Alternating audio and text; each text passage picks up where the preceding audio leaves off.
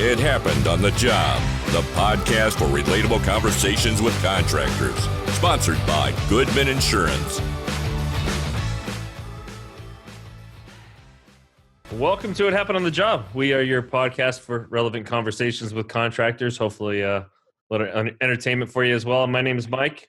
That's Brian. How's it going? You know what's funny is that you've really kind of sunk into this relevant, which is good. Yeah, we're in a flow now. And then if you look behind you, it says relatable. Yeah. So we'll just have the graphics guy change that. Yeah. We are episode 47 today. Yep, we are 47, and today we have with us Carlos Melendez, president of CM Solar Electric. How's it going, Carlos? Hey, I'm doing pretty good, guys. How you guys doing? Very good, very good. We were just commenting before we got this started. This is your first podcast, right? It's my first ever, and that's something like this. Awesome. Well, we're glad to have you today. Hey, if you could just give us an overview of who you are, how you got started in the industry, and how you started CM Solar Electric. You got enough time? Oh yeah. Just kidding. That's a long story, man. It's a long story, but it's a fun one. Basically, my situation was when I got out of high school, I basically was looking what to do, where to go.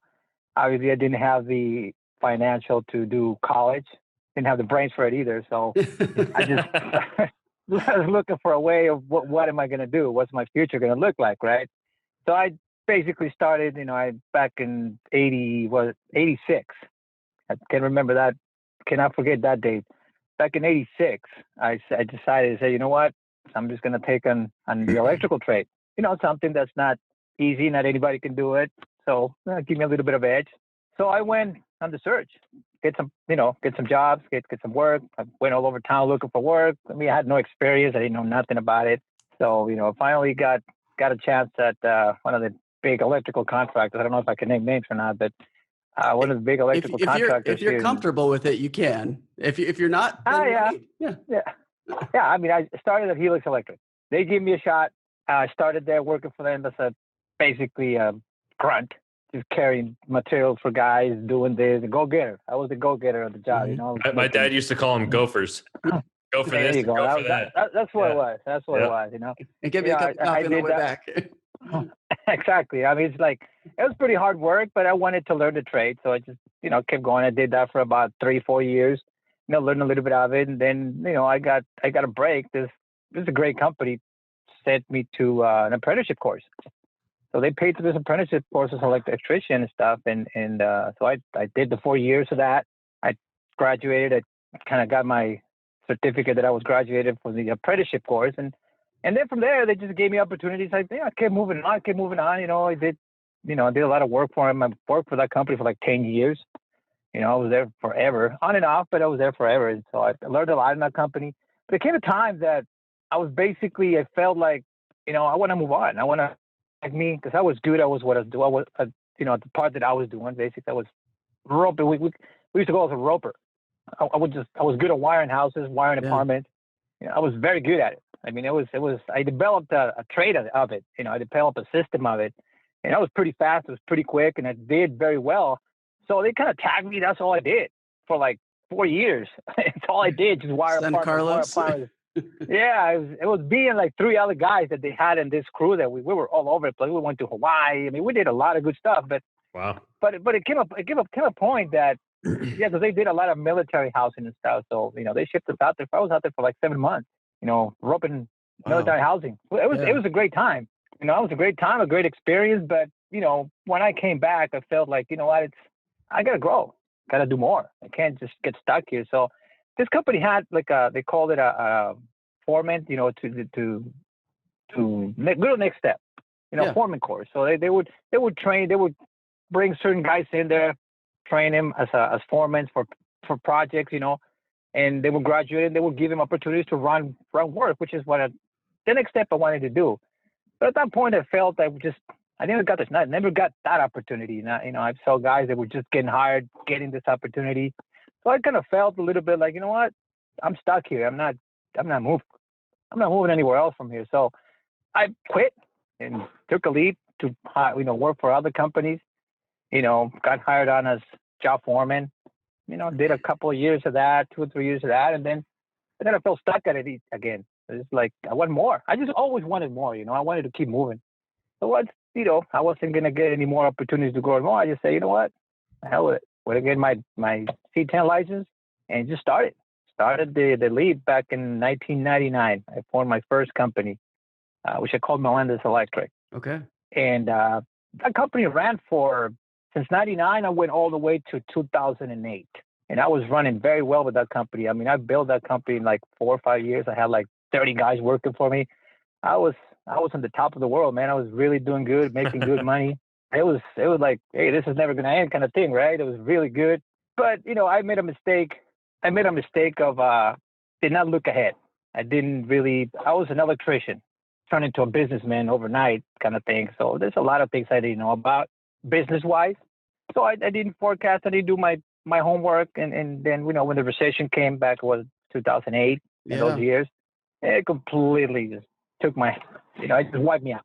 I had a lot of big projects with one builder, and this builder kind of went bankrupt at me and just disappeared with all my money, and it just completely took me out. I mean, it just literally took me out. I mean, I had, from running 30 guys, it slowly started going down the hill. And I never saw it coming. That was the problem. Never saw it coming. So, one of those things, the next thing you know, we're like, wait, now what? We're done. It was a point of 0 guys, and everything just collapsed in the recession, and I mean, from there, it was 2 or 3 years of what the hell? But, what just happened? Like, what do I do now? So it was pretty hard on me. I mean, it was pretty hard times. I did manage to have money saved and everything, so money wasn't a problem. But seeing all that hard work that I did and all that just collapse, disappear, just disappear for whatever situation, the recession, and not planning properly, putting all my eggs in one basket. You name it. I made all the mistakes you can make at that point. Right. So 2 or 3 years went by, and then the solar boom started. This solar thing started pretty hard. And I remember my brother at the time, he was really into the solar. He was really, really hot on it. He knew a lot about it. And I just never saw the benefit of the interest on it until he and I got together and talked. And he kind of convinced me, let's get into it. Let's get into solar, So I said, okay, what the hell, Went out and got another license, started this company. And this happened 10 years ago. Wow. So we started, him and I and a couple of his friends. They knew solar. I was kind of like the business guy. Because at this point, I've learned my lesson. And I go, you know what? I'm starting this, but I will not make these same mistakes. A lot of things will be different. So I literally looked at this in a different way. I looked at it as a business, not as a job.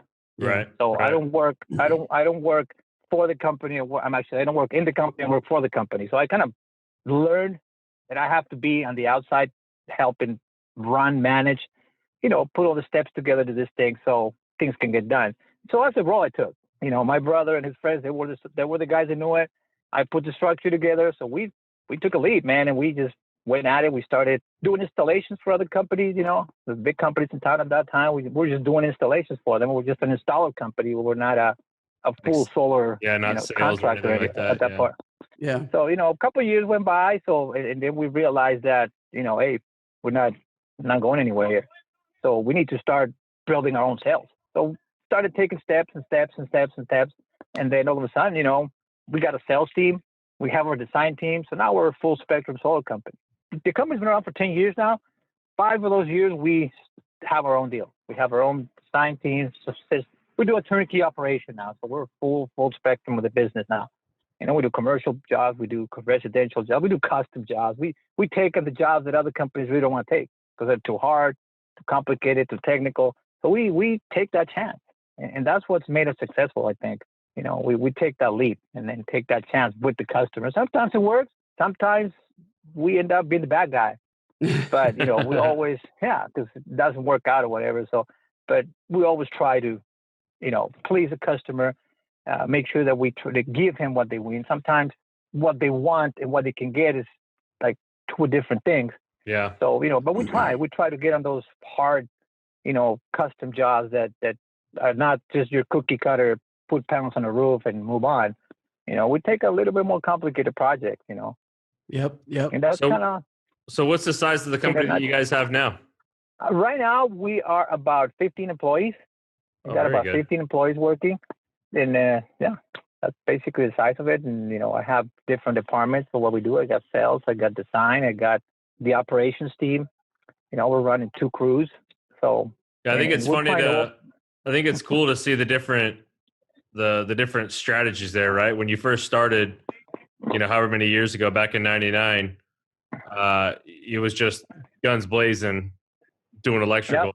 You know what I mean? And whatever you can to do electrical. And then this time around, it sounds like you've taken a little bit slower steps, and you've put systems in place to make sure that you can handle the growth before you're actually taking it on. Starting as just an installer, and then going to the operations, design, and sales teams part of it, and everything else. So I think it's important to point that out. The difference in the two, and you survived, right? I mean, you made it through that collapse of the first company, but it's probably been a lot less stressful and a lot more rewarding to do it this way, I would imagine. Yeah. Well, yeah, basically that's just how I did it. I just put it together and put the systems together. So I took a different approach to this.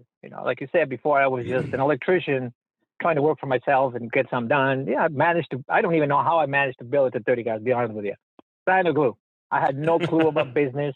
I did not. I mean, I just didn't.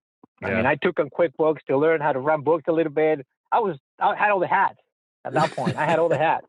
Literally, I was the bookkeeper. I was the electrician. I was the collector. I was everything. It was hard when I look at it now. Like, how did I get that far?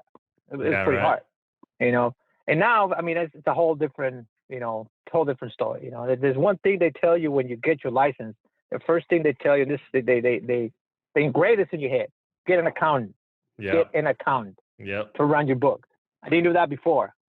I shouldn't have did that this time. You know what I'm saying? Yeah. I got with an accountant. I got with a bookkeeper. Here's what it is. You tell me what you guys need, what you do, and I'm going to do my part. Yeah. I'm going to do my deal. You do your deal. You do your. So so now the hats are, spread out. Right. So everybody do what everybody you're good at, and hire the people that are good at those other things. Yeah, I think this is a good avenue. So, there's a good group of our listeners that are contractors, obviously, and some newer contractors. What would you say? Obviously, we've got one nugget of wisdom: get an accountant, right? But what would you tell that new contractor that's starting their own business so they don't make the same mistake that you made, or maybe some other things aside from hiring an accountant? Well, don't try. Well, I think one of the big keys that I've learned is don't try to do everything yourself. Yeah. Don't try to take on everything, because you might think, I'm going to save money if I do this instead of hiring that person to do it. Don't do that. You need to structure your business right. You need to structure your pieces, see what every piece is going to need, and then you need to hire the right people. Basically, if you're going to have a sales team, you need to hire the guy that's going to run that sales team. And that guy needs to be an extension of you. Yeah. So if you want to run the sales team, you're not going to save money. You're going to lose money, because every time you're trying over there to teach somebody to do your structure, you're missing out on jobs you could be bidding and whatever else. So you need to just don't think about doing the work yourself because you're going to save money, because you're not. So structure your pieces and hire the people to run those pieces. That's basically what I've learned. The biggest thing that I've learned that I've done now that has worked for me. Yeah. Because I used to be the guy that, I'll do it all. No, don't worry. I can do that. I don't need to hire a guy for that. I'll save some money, but no, you don't save money. You just waste time. That's what you do. For sure. So on that, you said that this business that you're in now, you started with your brother and one other guy. Are they still around? Is that like your core management team there as work with? My brother's not anymore with me, but the other guy is. The other guy, his name is Brandon, my key guy. I mean, this guy's he's a self-made solar guru, man. I mean, this guy, when we started, he went to the books, man. He went to the books, and this guy knows about solar as much as anybody I know. He's just great guy. He's my operations leader. He's basically the guy that runs my operations, So, he's had his growth in this whole thing. We started it together, and it's his famous word says, "I'm living the dream." That is every time a customer asks him, how you doing? I'm living the dream. Yeah, positive. Yeah, for sure. Yeah. Yep.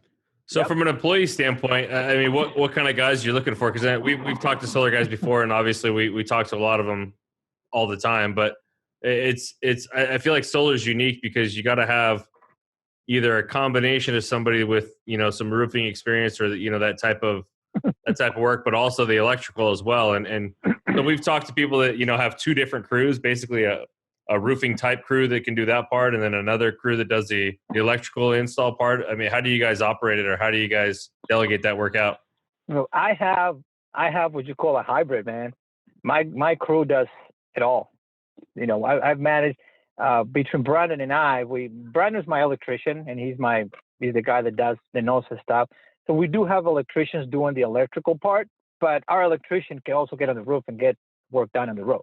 So, I don't have to have different crews for different things. Most of my guys are they know the whole spectrum of the business, and most of them are certified, as far as electricians are. Yeah. Apprentices. I do have one journeyman, which is, one of my electricians that has his certification for it. He's got these two helpers with him. Those two helpers are the guys that got on the roof. So I kind of try to make everybody a part of everything. So if a guy goes down, I got somebody that can go in there, and I don't have to. Well, scramble, knock on wood, not actually go down, right? Yeah. But no. I mean, if you get sick or whatnot. Right. Yeah. We're knocking on wood for you right now, Carlos. Yeah, I'm not sure that's a term we need to use when guys are on the roof for you. That was the wrong word. Yeah, no. If you get sick, yeah, no. You don't want anybody to come down. No. Yeah. Actually, they're strapped to their heels when they're up on the roof. Yeah. Yeah, they hate it. They hate it to death. Every time I show up to a job and I see them no strap, man, you come down the roof, you go home every time, because it's just one of those. It's just one of those things that safety has got to be the first thing, especially when you're on two-story homes and stuff like that. So yeah, I saw. It was Friday, so we had the day off on Friday before the 4th of July, and on that day, I was taking a run through the neighborhood, and there was a solar company that was working that day, and there was a guy. There was actually two guys, but one guy in particular who had a secondary ladder on the roof, and he was walking around like there was no big deal, and he wasn't strapped into anything, and his ladder was not either.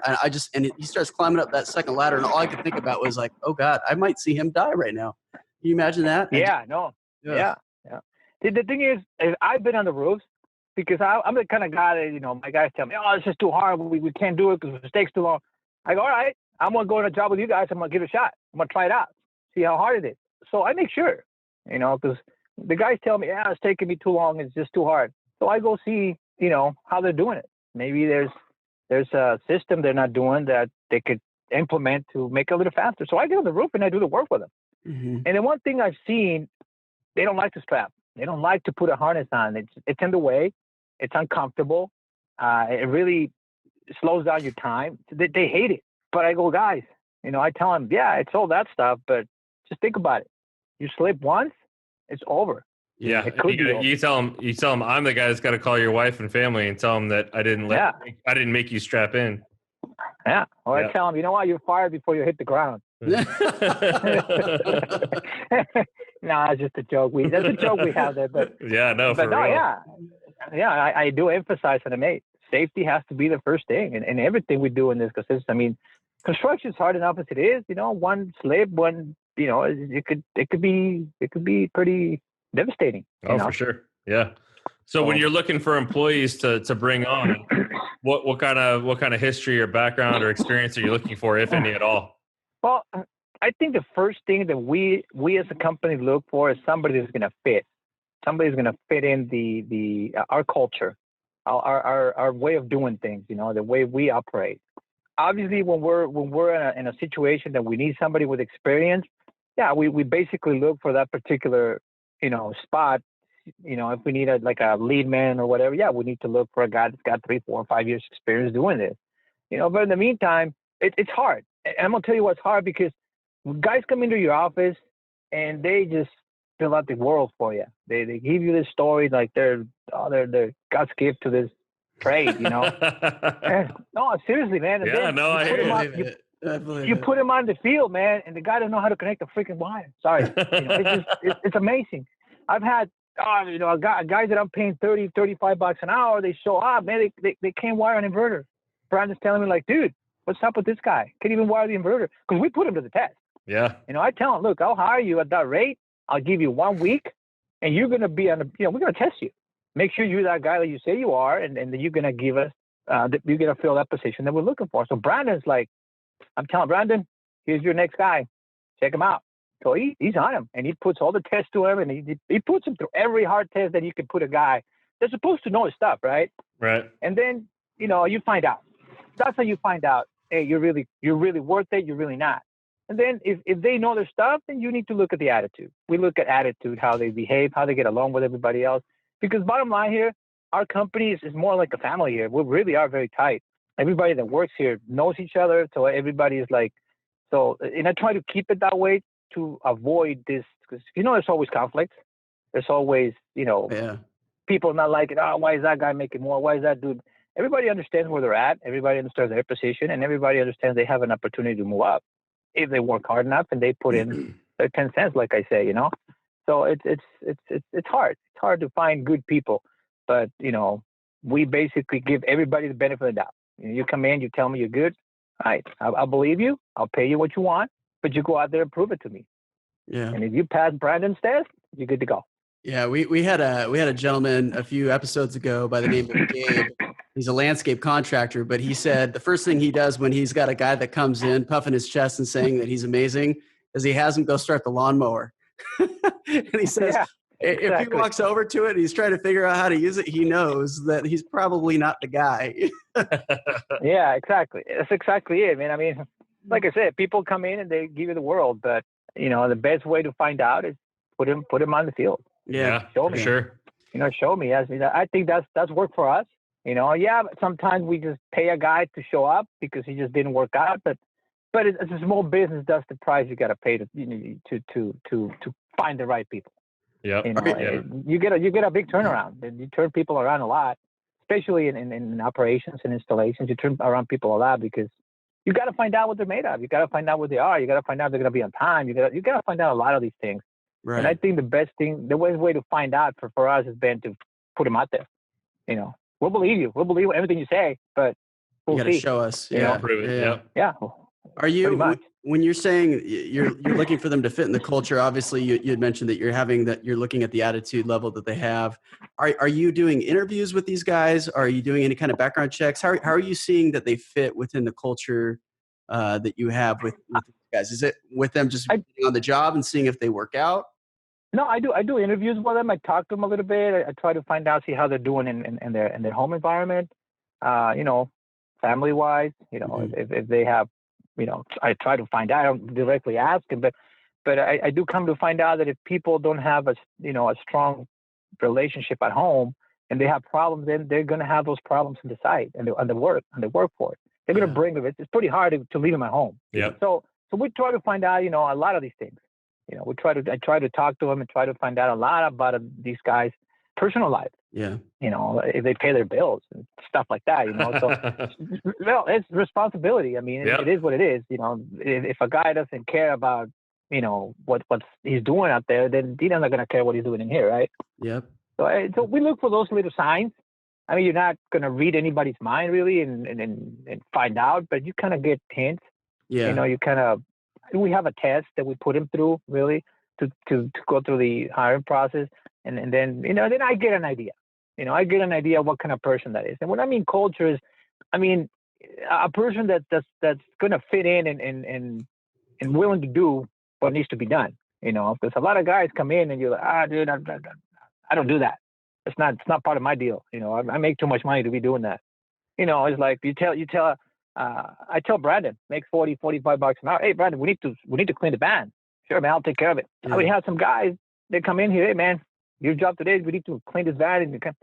And I'm making too much money. I can't be doing that. So that's the kind of thing that we need a guy that's, what, I need you to do this. I'm on it. Positive. Yeah. And we don't have anybody bigger than anybody here. They're just people with more experience. They do make a little more money because they have the experience and they've proven themselves. And they put in their work, yeah, it's business. It's how it works. So that's kind of when I mean culture. Somebody that does not argue with every instruction you give him, or when you ask him something, he's like, no. Or a person that, does something wrong on the job, and you're trying to tell him, hey, dude, this is not the way you do it, and excuses, and he gets mad, and he just looks for somebody to blame. You know what I'm saying? Doesn't take responsibility for what they do. Yeah. And that's the kind of person you really don't want in your environment, because one person like that will run everybody else. Yeah, for sure. It's funny how that works. The good guys are not going to fix him, but he will ruin the good guys. It's just how it is. In my experience, is what I've seen out there. So yeah, how have you guys managed the COVID-19 situation from a workflow and employee morale and everything else? But you know what? When it started, it was pretty scary for everybody. We took a little dip, March, April. It was kind of like, we're all like, it just slowed down pretty hard. Right. I mean, March and April, I think we sold like 3 jobs each month. It was like, I don't know, what are we gonna do? He's gonna die on us or what, right? So everybody was pretty skeptical. It was pretty scared. Should we go out? Should we not go out?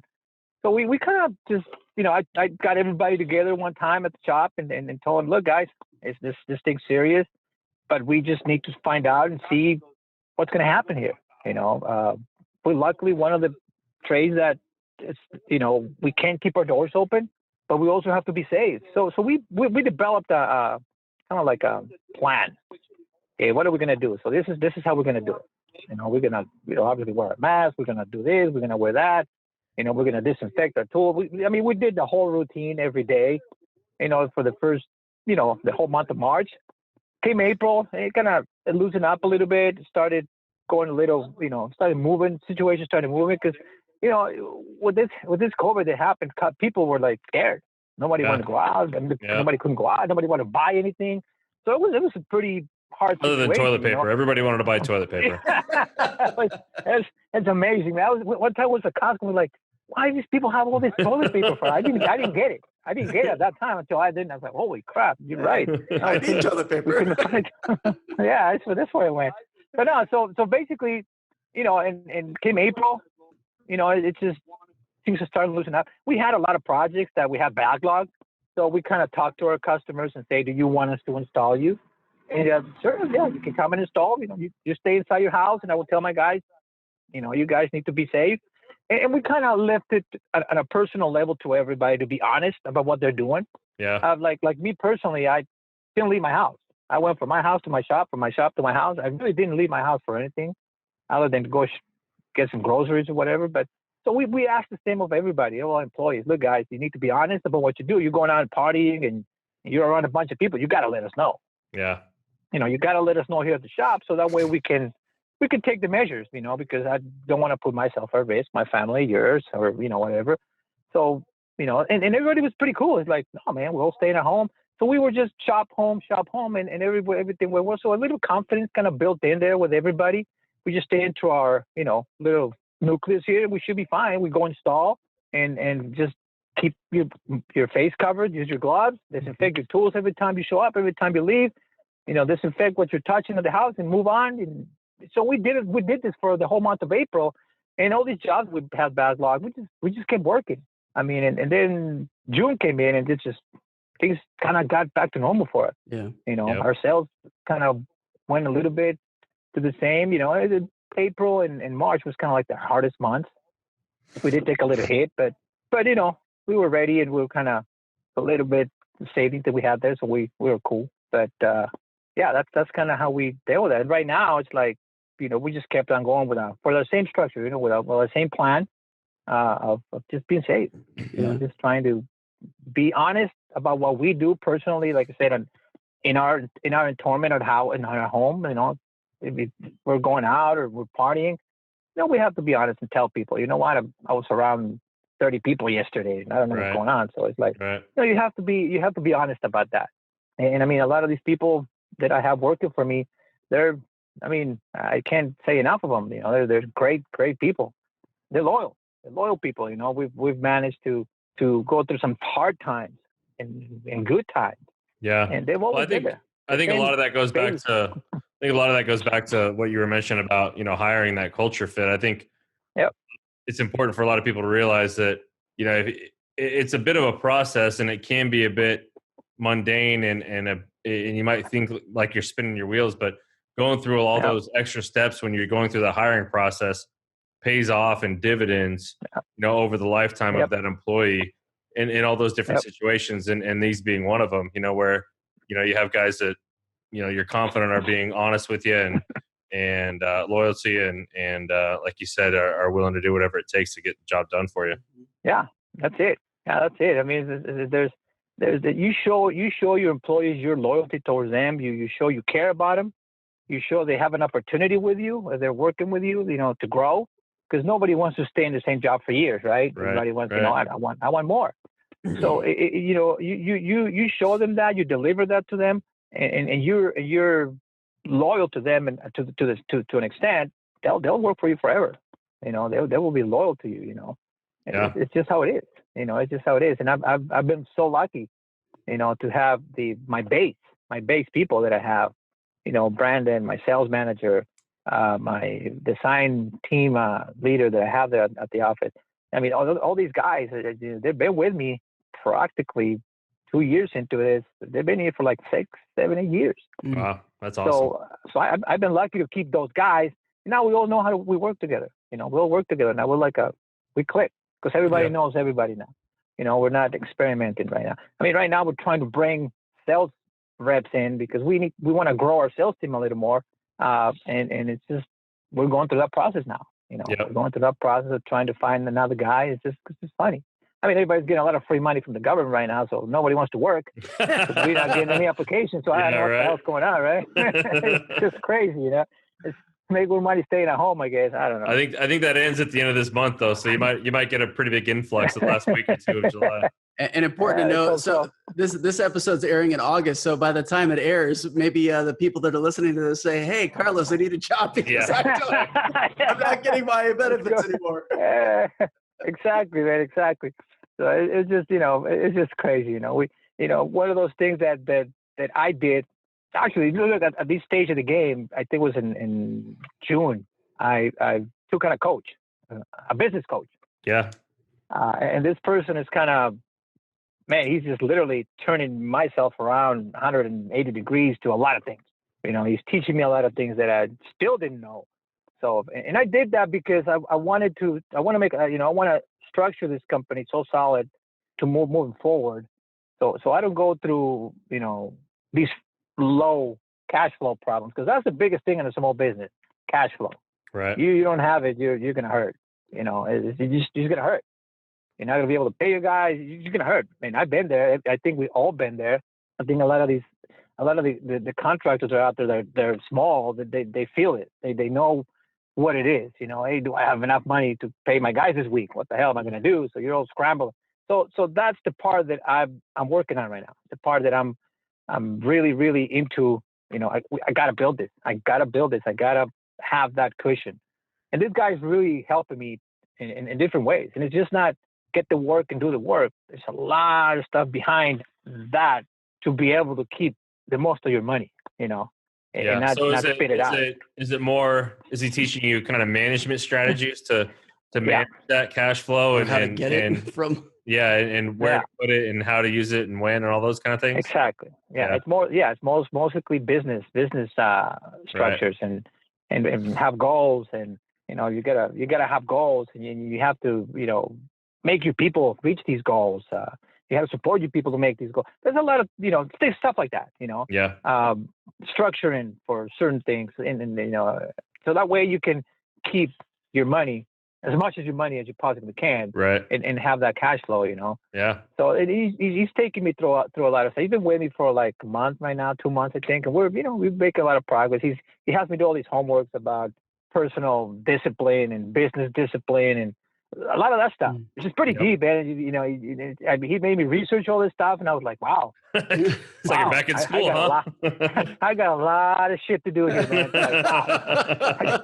I was like, Jesus, I thought I was just good at it. It's like, hell no. Yeah. So he's like, dude, once you get out, you get done. If I don't get done with you, man, he's like, you're gonna be a CEO. You're gonna be a guy that can run a business and know what the hell is going on in that business. Well, I think that's another important thing to kind of take away there is that I feel like there's obviously guys out there that are probably good at what they're doing now and probably think that they're good at what they're doing now. But if you're ever going to want to grow and progress as a company, not just kind of flatline, you have to grow and progress as a leader and a businessman and in all those other areas as well before the business can grow successfully.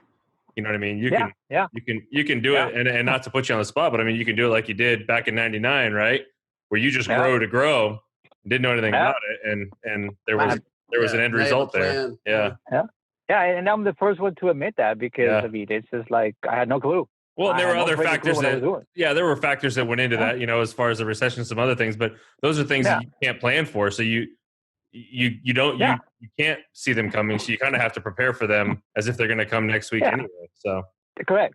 And if you have a strong background in your business, you have a strong backbone, you can survive a recession. Right. You can make it through it.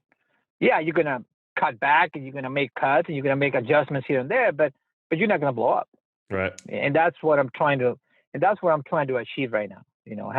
We've been 10 years in business, we've been doing good. We had ups, we have downs, and the biggest question our customers ever ask us when we trying to, sell them a solar project is like, what happens if you're out of business? And it's like, well, what happens to other companies when they go out of business? It's like, do you still have your warranties? You still have this, but that's the biggest concern of the consumer out there. Yeah, for sure. You're going to still be around, So I'm trying to have something that I can offer and show these customers. What happens if you're going to go to business? I'm not because of this. Right. Simple as that. Give him that comfortable feel that these guys are going to be around. So you're putting all these, you're bettering yourself and you're putting these things in place to kind of grow the company. What is the 3-5 year goal? I mean, is there a size aspiration that you guys are trying to get to? Maybe a new market geographically, or what's the goal look like? I have right now a 2-year goal. This is my first step on this. I have a 2-year goal. I'm trying to get the solar branch to at least $4 or $5 million a year. And then in that process, I'm building my electrical branch. So I'm going to diversify a little bit into what's solar and electrical, because I do new construction. My thing is home automation, lighting controls, that kind of stuff. Yeah. That's my thing. That's what I'm good at. So I'm trying to build a branch on that. Start getting new construction projects, commercial projects, new homes, custom homes, which is what I'm good at. Yeah. What I can really, really get into and say I can put this together for you. It's a hard market because it's a lot of competition, but that's my goal. I'm trying to get to a certain goal monetarily here in the solar, which is already established. But I want to start this branch, which is going to give me an additional, $2 or $3 million a year, whatever it is. Yeah. So that's kind of my goal here in the next 2-3 years tops. Very cool. We're going to grow it to that stage. I mean, the electrical part has been a little hard because people are hard to come by. Good electricians, they're really hard to come by. So I'm having a hard time with that right now. I'm really having a hard time with that. But, trying to work through it. Sometimes I have to go in the job site and go finish the job because the guys, have to get fired because he's just not cutting it. So I'm stepping in and I'm putting my tools on and I'm just going at it again, So it's just like, and I don't want to be doing that. You need an electrical version of Brandon. Exactly. And that's that is my search right now. Yeah. That is my search right now. That's what I'm searching for right now. And I'm going through, I've already gone to 2 guys that just didn't cut the cheese. And I'm, like I said, I have to pick up for them. But I'm getting there. I'll find him. I'm sure I'll find a guy. And once I do, it's all over from there, because it's easy to get the work. It's very easy to get the work, very easy to fill up your pipeline and the electrical part. But yeah, you don't have the right people, man, you're not going to get it done. Yeah. And if you can't get it done, then you start burning bridges and it just starts getting sideways from there, Yep. So I hear you. It's just one of those things that you have to be really careful. On the electrical side, it's very easy to grow, very easy to get a bunch of work, but all that work gets bunched up to your once, man. You don't know what to do, and then you're as fast as you got it, you're going to blow up. Yeah. Well, you're in a worse position at that point because now your reputation is on the line, or it's been tarnished. You know what I mean? Yep. Builders don't wait for you. They don't have time. They don't care about your problems. They don't care if you don't got guys. You said you did. You sign a contract, get it done, or get sued. So it's pretty it's a pretty cut dry, hardcore situation, that you do. But that's the business. Yeah. That's the business, and that's, I took this course from Turner Construction, one of the biggest construction companies in the world, I think. They have this Turner Construction Management, construction management. So they give you this course for the course that I think is 10 weeks at the airport, and that qualifies you to, because the airports, I don't know if you guys know, they get a big renovation done in that place. Yeah. And these people are kind of trying to look for contractors for that kind of work, because they have to, they don't give all this work to one person or one contractor. They have to cut it down. They have to share it with everybody. That's just how it works over there. So these are the opportunities that I'm kind of planting right now to be able to get later. But my quest is I got to get the right guys. Yep, got to get the right people. The key. Systems and Gotta people get the right in place. people. Yeah, that's it. And once you have that, then it's easy from there. Yeah. No, it is. Yes, sir. It's easy from there. Yep. So. Well, very cool. Well, we'll let you get on with your day. I know we're getting close on time here. Before we let you go, we want to give you a shot to kind of let the people know where to find you: social media, websites, phone numbers, how they can get a hold of you. Yeah, we're at cmsolarelectric.com. You can find us on Facebook, LinkedIn, Twitter. See everything CM Solar Electric with us. So Awesome. my phone number out there is 619-843-4083. You can reach me at that phone number. You can reach us through our webpage. You can reach us through Facebook. We have all these avenues that people can reach us at, and everything in our platform is CM Solar Electric. Awesome. Twitter's at CM Solar Electric. Facebook is CM Solar Electric. Everything's CM Solar Electric. So it's pretty easy to find us. We're in Kearney Mesa, so we're pretty central, and we're pretty much open and wide to a lot of things. So give us a call, and we will take care of whatever problem you have. Awesome. Awesome. Well, thanks for the time, Carlos. All right. Thank you, Carlos. Stay safe out there, and we'll keep in touch. Hey, man, thanks for having me and giving me this opportunity. I really appreciate it. Yeah, of course. Man. Thank you, sir. This felt pretty good. Yeah. We appreciate it. It was easy, right? Yeah, not so bad. Cool. Awesome. Well, thank you, Carlos. Appreciate you. All right, guys. Thank you very Have much. a good one. All right. Bye-bye. You too. All right, bye. Hey, thanks for listening. And if you've made it this far, go ahead and give us a like or 5 stars or whatever means you like us. Make sure to subscribe so you don't miss our next episode. And check out our website for more video content and extras. While you're there, shoot us a message if you want to be a guest. We'd love to have you on. Thanks again, and we'll see you next time.